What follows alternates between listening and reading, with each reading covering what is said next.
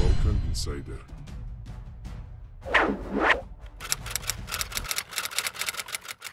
Borba za prevlast u Sinaloa kartelu je u punom jeku od kada je bivši vođa klana Joaquim El Chapo Guzman deportovan. 10 najtraženijih narkobosova na svijetu koji su u bekstvu. Sada kada El Chapo izdržava doživotnu kaznu u zatvoru maksimalne sigurnosti Americi, su ovi narkobosevi sljedeći na spisku za likvidaciju američkih sigurnosnih službi. Za našu listu fokusirat ćemo se na vođe kartela visokog ranga koji su još uvijek na slobodi.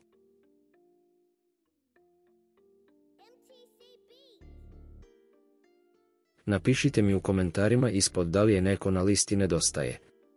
Broj 10 je Enedina Ariana Felix, poznata pod nadimkom La Madrina, Maćeha, La Padrina, Kuma ili La Jefa, šefica. Ona je već odrasla u porodici koja vodi narkoklan Tijuana. Trenutno se nalazi na čelu tog narkokartela i jedina je žena na našoj listi. Ovaj klan kontroliše protok droge u meksičkoj državi Baja Kalifornije i bio je deo klana Guadalajara, ali su se kao klanovi Sinaloa i Juarez odvojili u zasebnu organizaciju kasnih 80-ih, nakon što su većina njene braće zarobljena ili ubijena. Enedina je preuzela vođstvo tog klana. 2012. godine je u Americi osuđena na kaznu od 25 godina zatvora. Trenutno se nalazi u bekstvu.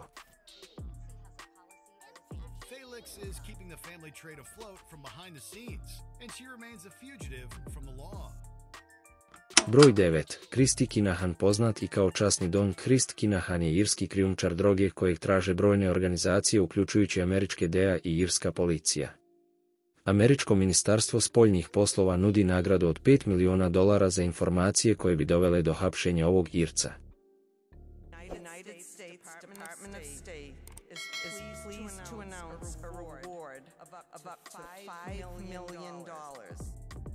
Christopher Kinahan rođen je u Dublinu i ima podebeli kriminalni dosije koja ne obuhvata samo krijumčarenje droge, manipulaciju konjskih trka i pranja novca, već i 6 ubistava. Časni don Chris, kako ga zovu, postao je poznat široj javnosti 2016. kad je odjeknula vest da su 6 ubica suparničkog klana eliminisali člana Kinahanove organizacije. Ubistvo je izvršeno usred Dublina u luksusnom Regency hotelu. Što je bio početak dugog rata ova sva klana za prevlast na tržištu narkotika. Broj 8. Eduardo Almans Morales, vodeći član kartela Los Zetas.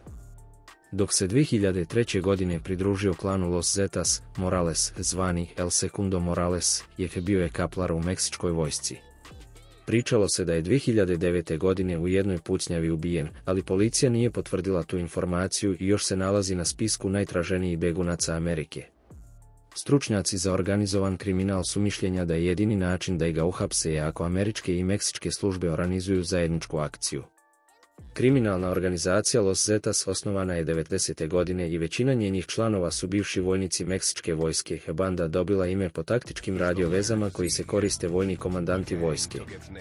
Američke službe nude nagradu od 15 miliona meksičkih pezosa za njegovo hapšenje. Stručnjaci odeljenja za narkotike su mišljenja da će koordinisani napori između Sjedinjenih država i Meksika dovesti uskoro do hapšenja ovog Meksikanca.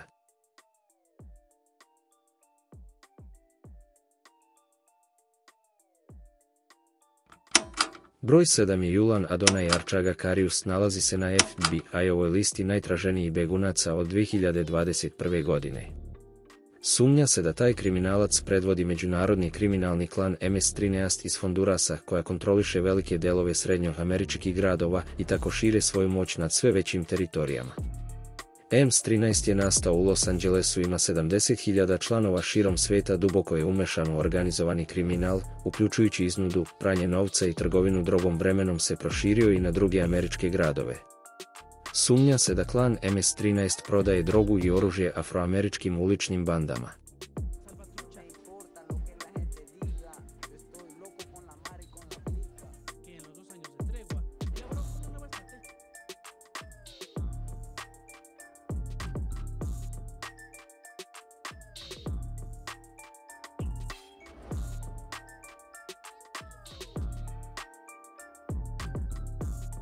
Broj 6. Giamo Alejandro. U decembru 2017. godine uhapšen je Juan Carlos Mesa, šef i osnivač kolumbijskog narkokartela La Familia. Tada ga je na mestu šefa klana zamenio Meksikanac po imenu Giamo Alejandro. gdje je došla do saznanja da klan La Familia Mesa snabdeva evropsko tržište ilegalnim drogama, tako da krijumčari kokain u živim egzotičnim životinjama.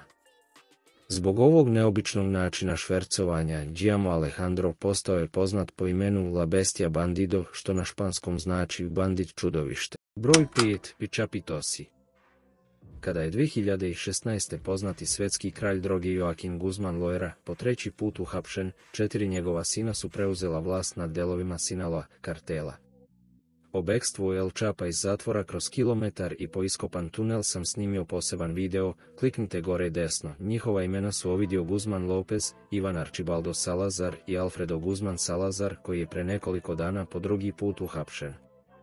Za video o tome gore desno. Braća kontrolišu kartel koji je posljednjih godina postao vrlo moćan i proširio se izvan granica meksičke pokrajine Sinaloa. Kada je Ovidio Guzman prvi put uhapšen 2019. godine, došlo je do ozbiljnih nereda u meksičkom gradu Culiacan. Kao reakcija na hapšenje njihovog vođe su stotine članova Sinaloa kartela nasumično pucali na policajce, vojnike i prolaznike. Ucena je uspela i 15 sati nakon hapšenja. El Chapito je pušten na slobodu, tadašnji predsjednik Meksika pravdao je to. Broj 4. Maimili Barahona Nadales, nadimak i El Montador, računovođa. Nadalis vođa je frakcije klana Los Zetas koji pripadaju istoj organizaciji kao malo pre spomenuti Eduardo Morales. Los Zetas kartel se odvojio 2010. godine od zalivskog kartela i postali su prepoznatljivi po brutalnošću jer seku glave svojim protivnicima. Bave se proizvodnji i švercu droge, oružja, iznudama i otmicama. O njihovom vođi se ne zna mnogo. Američke vlasti nude značajnu nagradu za informacije koje bi dovele do njegovog hapšenja.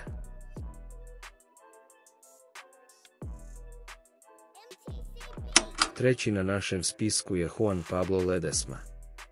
Ledesma je trenutni vođa Juarez kartel. Kartel je osnovan 70. godina i konkurent je Suarez klana. Juarez se smatra jednim od najopasnijih gradova na svetu i u ovom pograničnom gradu svaki dan biva ubijeno 12 ljudi. Juarez klan izvozi drogu u Ameriku i koristi svoju povoljnu poziciju na američko-meksičkoj granici tako što naplaćuje i drugim kartelima u putarinu.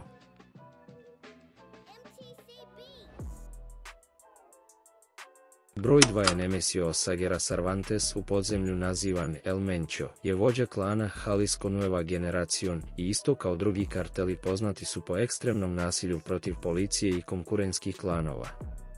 El Mencho trenutno je najtraženiji čovjek u Meksiku, a američke vlasti nude neverovatan iznos od $10 miliona za informacije koje bi dovele do njegovog hapšenja. 2022. godine kružile su glasine da je Cervantes umro u privatnoj bolnici, ali su te priče verovatno lažne i američke sigurnosne službe uveliko tragaju za El Mencho. Trenutno se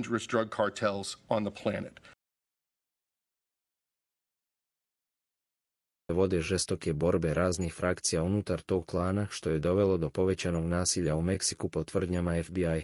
El Mencho smatra jednog od najopasnijih kriminalaca. Pre nego što vam predstavim najtraženijeg kriminalca broj 1, zapratite naš kanal Balkan Insider, da ne propustite sljedeće priče iz podzemlja. A sada dolazimo do broja 1 i Ismael Zambada Garcia zvani El Mayo. Ismael Zambada Garcia je jedan od šefova Sinaloa kartela i Ismael Zambada Garcia zvani El Mayo. Ismael Zambada Garcia je jedan od šefova Sinaloa kartela i 2017. godine bio je na američkoj listi najtrica jer o svemu mora da se dogovara sa El Chapovim sinovima, ostao je najuticajniji narkošef ne samo u Meksiku nego u celoj Južnoj Americi. Iako američke službe poput FBI i DEA čine sve napore da ga pronađu, El Mayo se još uvek se nalazi u bekstvu, njegovo ogromno bogatstvo i veze mu dozvoljavaju da se skriva u zabačenim luksusnim vilama širom Meksika, samo dokle je. To je bila današnja priča iz podzemlja. Interesuje me da li vas više zanimaju domaće ili svetske priče iz podzemlja, napišite mi u komentarima. Balkan Insider.